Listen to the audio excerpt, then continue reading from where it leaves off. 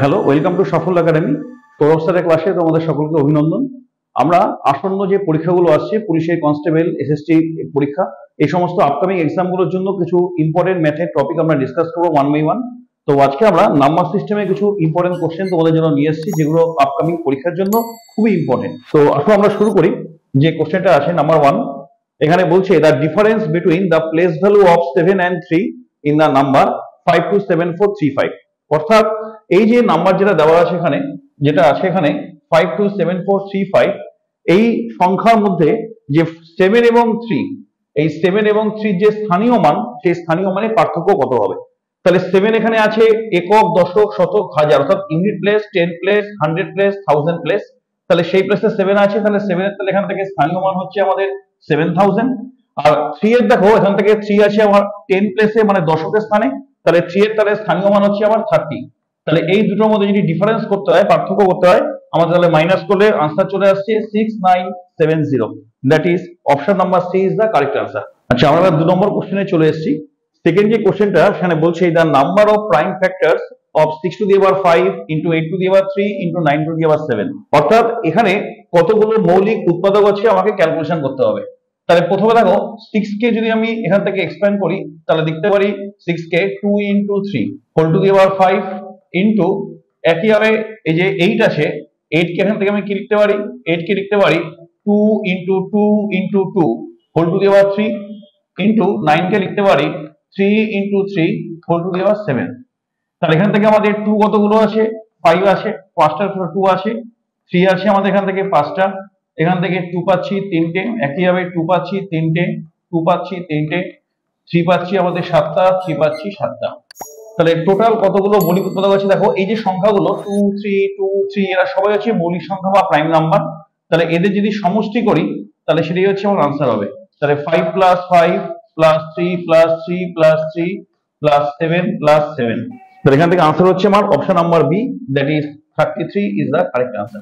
পাঁচশো question number 3 তে বলছে if the number this is completely divisible by 3 then the smallest whole number in the place of star। অর্থাৎ এই স্টারের জায়গায় সবথেকে ক্ষুদ্রতম কোন সংখ্যাটি বসবে। দেখো আমরা প্রত্যেকেই জানি, যখন 3 দিয়ে ডিভিজিবল বলছে, তাহলে 3 দিয়ে ডিভিজিবলের রুল হচ্ছে যে সংখ্যাটা দেওয়া থাকবে তার প্রত্যেকটা ডিজিটের যোগফল যদি 3 এর মাল্টিপল হয়, তাহলে পুরো নাম্বারটা কিন্তু 3 দিয়ে ডিভিজিবল হবে। তাহলে আসলে এখানে প্রত্যেকটা নাম্বারকে, যে নাম্বারের মধ্যে যে ডিজিট গুলো আছে, এদের যদি আমি এডিশন করি, তাহলে 5 প্লাস 1 প্লাস 7, আমি স্টারের জায়গায় এ ধরে নিচ্ছি, প্লাস 3 প্লাস 2 প্লাস 4। তাহলে এখান থেকে আমার চলে আসছে সামটা কত আসছে, 22 প্লাস এ আসছে। এখন 3 এর মাল্টিপল বলতে গেলে, যেহেতু এখানে 22 প্লাস আছে, তাহলে যদি এখানে এর জায়গায় আমরা 2 বসাই, তাহলে চলে আসছে 22 plus 2, that is 24, and 24 is exactly divisible by 3। তাহলে এখান থেকে সবথেকে ক্ষুদ্রতম মান যেটা স্টারের পরিবর্তে বসবে সেটা হচ্ছে 2, that is option number C is the correct answer. আচ্ছা, এবার দেখো আমরা কোশ্চেন নাম্বার 4 এ চলে এসেছি। এখানে বলছে a number when divided by 296 gives a remainder 75, when the same number is divided by 37 then the remainder will be। অর্থাৎ কোন একটি সংখ্যাকে তুমি যদি 296 দিয়ে ভাগ করো, তাহলে সেক্ষেত্রে ভাগশেষটা হয় হচ্ছে 75। তাহলে ওই একই সংখ্যাকে যদি আমরা 37 দিয়ে ভাগ করি, তাহলে ভাগশেষ কত হবে? এটা হচ্ছে আমাদের কোশ্চেন। তাহলে এক্ষেত্রে আমাদের যেটা করতে হবে সেটা হচ্ছে, আমাদের প্রথম যে কেস, অর্থাৎ একটা নাম্বার, সেই নাম্বারকে আমি ভাগ করছি 296 দিয়ে, এবং সেক্ষেত্রে আমার ভাগশেষ আসছে কত, 75 আসছে, আমার রিমাইন্ডার চলে আসছে 75। তাহলে এখান থেকে নাম্বারটা কত হবে? দেখো, কোন একটা নাম্বারকে যদি 296 দিয়ে ডিভাইড করি, তাহলে সাপোজ মনে করো ভাগফলটা যেটা আসছে আমি কি বলে রিপ্রেজেন্ট করলাম, তাহলে এখান থেকে আমাদের নাম্বারটা চলে আসছে, এদের মধ্যে সম্পর্ক কি, Deviser into quotient plus reminder, that is the dividend equal to, নাম্বারটা হচ্ছে ডিভিডেন্ড, তো dividend equal to Deviser into quotient plus reminder. So নাম্বারটা হচ্ছে এখান থেকে 296 কিউ প্লাস 75, এটা পেলাম হচ্ছে আমার নাম্বার। এবার এই নাম্বারকে আমি ভাগ করব 37 দিয়ে। তাহলে যদি নাম্বারটাকে 37 দিয়ে ভাগ করি, তাহলে এই 296 কিউ প্লাস 75, একে আমি 37 দিয়ে ভাগ করছি। তাহলে এখানে দেখো, এই যে 296, এটা তো 37 এর এক্স্যাক্টলি মাল্টিপল, ফলে এখানে কিন্তু কোনো রিমাইন্ডার থাকবে না। কিন্তু 75 কিন্তু 37 এর এক্স্যাক্টলি মাল্টিপল হচ্ছে না। যদি আমরা 75 কে যদি ভাগ করি 37 দিয়ে, তাহলে চলে আসছে এখান থেকে আমার রিমাইন্ডার কত আসছে, 1 চলে আসছে। অর্থাৎ সেক্ষেত্রে আমার আনসার হবে কিন্তু 1, that is option number A is the correct answer. আর এইভাবে এতটা সলভ না করে আর একটা শর্টকাট ট্রিক্সও তোমাদের বলে রাখছি, সেটা হচ্ছে যখনই এই টাইপের কোনো কোশ্চেন এক্সামে থাকবে সবসময় মনে রাখতে হবে যে প্রথম কেসের যেটা আমার রিমাইন্ডার থাকবে, অর্থাৎ একটা নাম্বারকে যখন আমি 296 দিয়ে ভাগ করছি তখন আমার ভাগশেষটা বলছে 75, তাহলে এটাই হচ্ছে আমার প্রথম কেসের রিমাইন্ডার, কত হচ্ছে 75।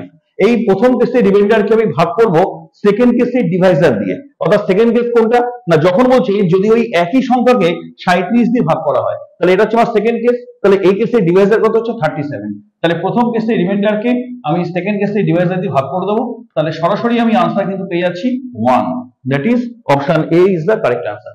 আচ্ছা এবার দেখো পরের কোশ্চেন, বলছে the some of the first 45, the some of the first 45 natural number, অর্থাৎ প্রথম 45টা স্বাভাবিক সংখ্যার যোগফল কত। দেখো স্বাভাবিক সংখ্যা মানে আমরা প্রত্যেকে জানি আমাদের সেই স্বাভাবিক সংখ্যার সিরিজটা শুরু হচ্ছে 1 থেকে, তাহলে এক্ষেত্রে 1 প্লাস 2 প্লাস 3 করে আমাকে প্রথম 45টা স্বাভাবিক সংখ্যা বা ন্যাচারাল নাম্বারের সমষ্টি বের করতে হবে। তাহলে এক্ষেত্রে আমাদের ফর্মুলা হচ্ছে n into n plus 1 by 2। তাহলে n এর ভ্যালু কত এখানে 45, কারণ যেহেতু 45টা টার্ম রয়েছে তাহলে n এর মান হচ্ছে এখান থেকে 45, তাহলে এই ভ্যালুটা আমরা এখানে বসিয়ে দিলে পাবো হচ্ছে 45 into 45 plus 1 that is 46 by হচ্ছে 2, দ্যাট ইজ আমার আনসার হচ্ছে 1035, option number D is the correct answer. আচ্ছা এবার দেখো পরের যে কোশ্চেনটা বলছে সেখানে বলছে 1 স্কয়ার প্লাস 2 স্কয়ার করে আপ টু 10 স্কয়ার, তার মান হচ্ছে 385, then the value of 2 square plus 4 square plus 6 square করে আপ টু 20 স্কয়ার।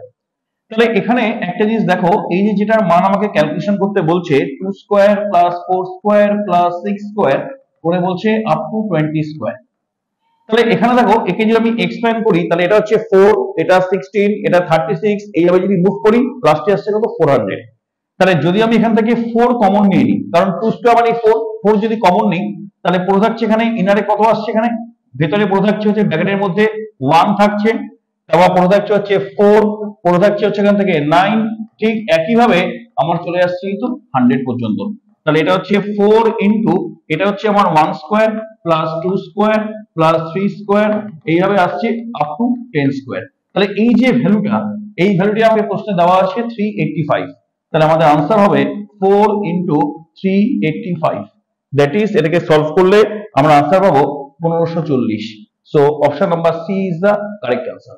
আচ্ছা এবার দেখো পরের যে কোশ্চেনটা রয়েছে এটা খুব ইম্পর্টেন্ট কোশ্চেন তোমাদের আপকামিং পরীক্ষার জন্য, যেখানে বলছে find the sum of 200 terms of the series 1 minus 2 plus 3 minus 4 plus 5 minus 6, এইভাবে যদি চলে তাহলে প্রথম 200টা সংখ্যা পর্যন্ত যদি আমি এইভাবে এগিয়ে যাই সামনের দিকে তাহলে সেই সিরিজের সমষ্টি কত হবে, এটাই আমার কোশ্চেন। তাহলে এখানে দেখো সিরিজটা যেটা দেওয়া আছে সেটা হচ্ছে কি, এখানে আছে 1 minus 2 plus 3 minus 4 plus 5 minus 6, এইভাবে আসছে আপ টু 200 টার্মস, এইভাবে আসছে আমাদের আপ টু 200 টার্মস। তাহলে এই 200টা টার্ম পর্যন্ত আমাকে ভ্যালু ক্যালকুলেশন করতে হবে। তাহলে এবার দেখো যারা এই সিরিজের মধ্যে আসে, দেখো যারা আছে বিজোড় সংখ্যা আছে 1 3 5 এরা প্রত্যেকে কিন্তু প্লাস, তাহলে এই টোটাল 200টা টার্মের মধ্যে আমার ইভেন নাম্বার আছে 100টা, আবার অড নাম্বার আছে 100টা। তাহলে এটাকে আমি এইভাবে রিপ্রেজেন্ট করতে পারি 1 প্লাস 3 প্লাস 5 করে up two 100 terms, up to 100 terms, এটা পেলাম।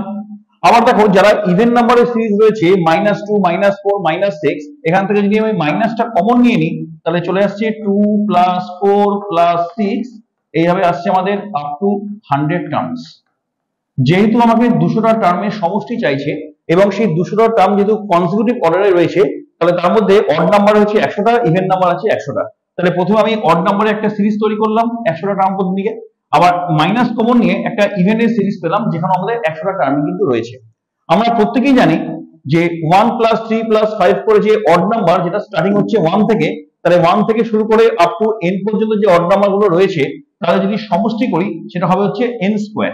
তাহলে এখানে n হচ্ছে আমাদের 100, তাহলে সেক্ষেত্রে চলে আসছে এটা 100 স্কয়ার মাইনাস, দেখো এই যে ইভেন নাম্বার যেগুলো রয়েছে আমরা প্রত্যেকেই জানি যে 2 প্লাস 4 প্লাস 6 করে আপ টু n পর্যন্ত যতগুলো ইভেন নাম্বার আছে তাহলে যদি আমি সমষ্টি ক্যালকুলেশন করি তার ফর্মুলা হবে আমাদের n ইনটু n প্লাস 1, তাহলে এখানে n আছে 100, তাহলে হবে n ইনটু অর্থাৎ 100 ইনটু 100 প্লাস 1, তাহলে চলে আসছে 101।